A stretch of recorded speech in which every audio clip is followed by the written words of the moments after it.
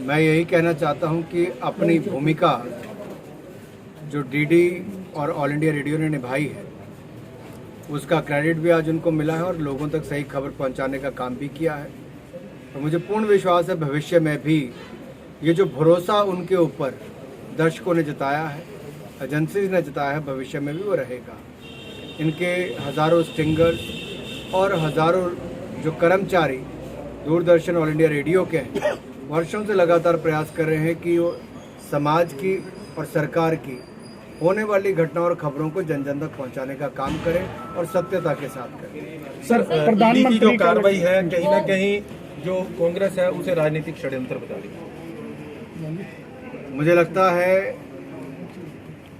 कि भ्रष्टाचार को छिपाने के लिए कांग्रेस जो शक्ति प्रदर्शन कर रही है वो अपने आप में कांग्रेस का चाल, चरित्र और चेहरा दिखाता है कि जहां एक और भ्रष्टाचार में डूबे हुए हैं, वहीं पर इन्वेस्टिगेटिव एजेंसीज का जब काम है उसमें बाधा बनाते हैं।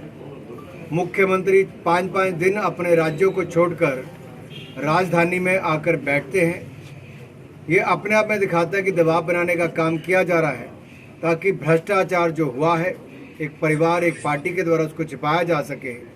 लड़ाई लोकतंत्र की नहीं, लड़ाई हज़ारों करोड़ रुपए के भ्रष्टाचार को छिपाने की और हज़ारों करोड़ रुपए की प्रॉपर्टी को बचाने की है। सर, प्रधानमंत्री लगातार हिमाचल प्रदेश आ रहे हैं, क्या मानते हैं हिमाचल प्रदेश के लिए ये कितना? माननीय प्रधानमंत्री नरेंद्र मोदी जी हिमाचल को अपना दूसरा घर भी मानते हैं और आज एक बार फिर देश भर के चीफ सेक्रेटरीज की बैठक करने धर्मशाला हिमाचल प्रदेश में आए हैं।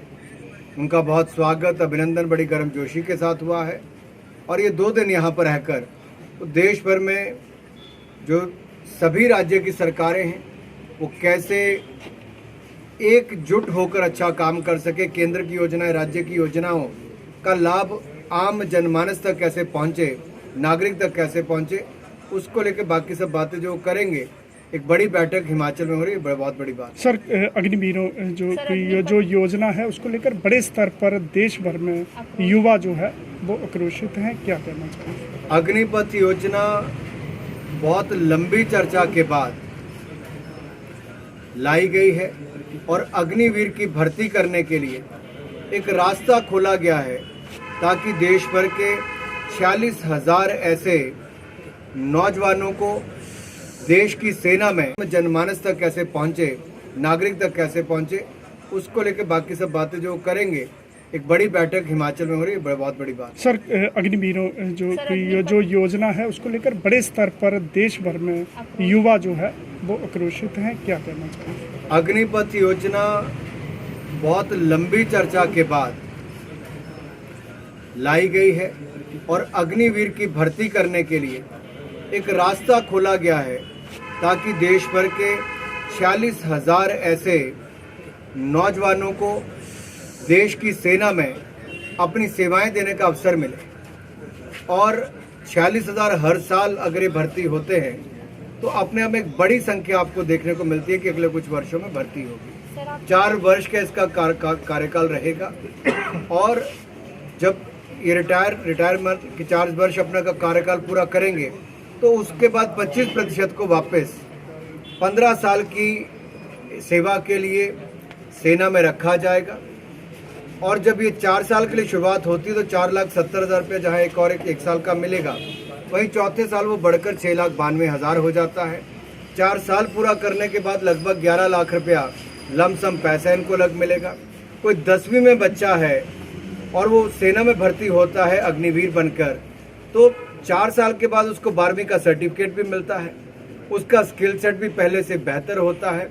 11 लाख प्लस 4 लाख, 4 साल की तनख्वाह मिलाकर 30 लाख रुपए जो भी बनता है अमाउंट, वो भी उसके खाते में आती है। तो एक और देश की सेवा करने का अवसर मिलता है, वहीं पर सर्टिफिकेट भी मिलते हैं, प्रशिक्षण भी मिलता है और जब 4 साल के बाद वो किसी भी प्राइवेट या सरकारी सेक्टर में या सेंट्रल आर्म्ड पुलिस फोर्सेस में जाने का निर्णय करता है, तब भी उसके पास बहुत सारे अवसर सामने हैं कि अपने जीवन को किसी भी दिशा में ले जा सकते हैं और ये बहुत बड़ी सेवा का अवसर देश के लाखों नौजवानों को भविष्य में मिलने वाला है। तो क्या जो दुनिया के बहुत सारे देशों में इसी तर्ज पर योजनाएं चलती हैं। यंग वर्कफोर्स हो, जानदार हमारी सेना और सेना ने सदा भारत का मान सम्मान बढ़ाया है, रक्षा की है, सुरक्षा की है। नौजवानों की बहुत बड़ा योगदान इसमें रहता है। तो मुझे पूर्ण विश्वास है देश भर के नौजवान इसमें अपना योगदान भी देंगे और जल्द ही इसकी भर्तियां भी जब शुरू होंगी तो 46,000 पहले ही साल इसमें रखने की शुरुआत कर दी जाएगी। सर, आप तो क्या युवाओं को जो है समझाने के लिए कोई ऐसे कार्यक्रम शुरू होंगे, क्योंकि अभी तक उन्हें पूरी जानकारी जो है शायद नहीं। मुझे लगता है पहले पूरी जानकारी प्राप्त कर लेनी चाहिए और हमारा प्रयास, और 46,000 हर साल अगर ये भर्ती होते हैं तो अपने आप एक बड़ी संख्या आपको देखने को मिलती है कि अगले कुछ वर्षों में भर्ती होगी। 4 वर्ष का इसका कार्यकाल रहेगा और जब ये रिटायरमेंट की 4 वर्ष अपना का कार्यकाल पूरा करेंगे तो उसके बाद 25% को वापस 15 साल की सेवा के लिए सेना में रखा जाएगा।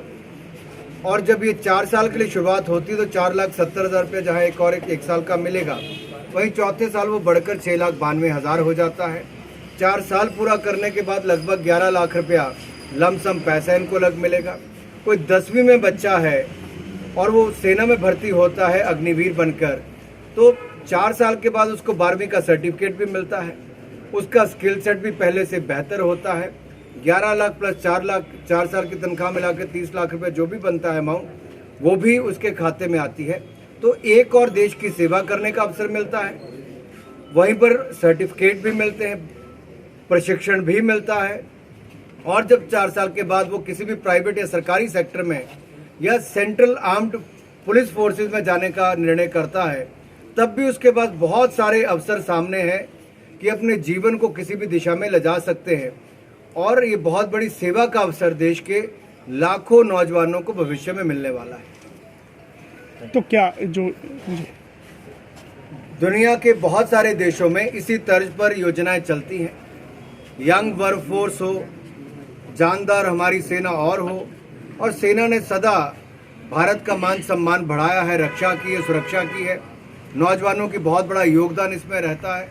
तो मुझे पूर्ण विश्वास है देश भर के नौजवान इसमें अपना योगदान भी देंगे और जल्द ही इसकी भर्तियां भी जब शुरू होंगी तो 46,000 पहले ही साल इसमें रखने की शुरुआत कर दी जाएगी।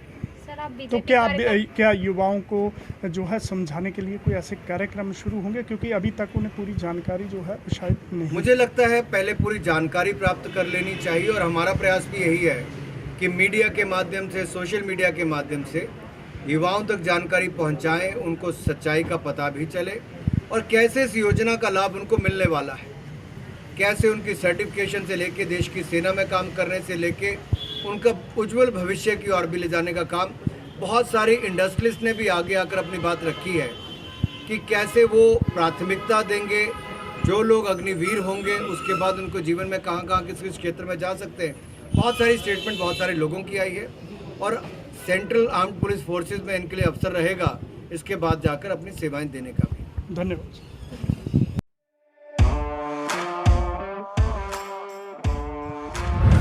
अब एंटरटेनमेंट के साथ साथ फिट रहना हो गया है और भी आसान। आपके अपने शहर महतपुर में खुल गया है आनंदराज पैरामेडिकल इंस्टीट्यूट और स्पोर्ट्स एकेडमी, जहां आप अपने मन चाहे खेल में एडमिशन ले सकते हैं। यहाँ पर badminton, table tennis, aerobics, yoga, dance, gym सभी उपलब्ध है। पैरामेडिकल इंस्टीट्यूट में आपको चिकित्सा विज्ञान का कौशल भी सिखाया जाएगा और एडमिशन के लिए उम्र की कोई सीमा भी नहीं। तो देर किस बात की है, आज ही पहुंचे Anandraj Malik paramedical institute and sports academy Mahatpur या संपर्क करें 8544797498 या 9816067778 पर।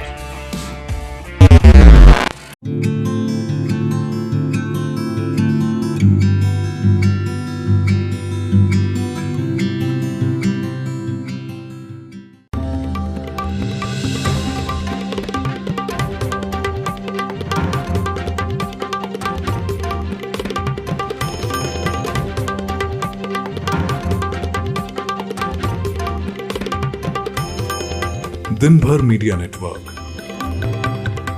हर दिन कुछ खास।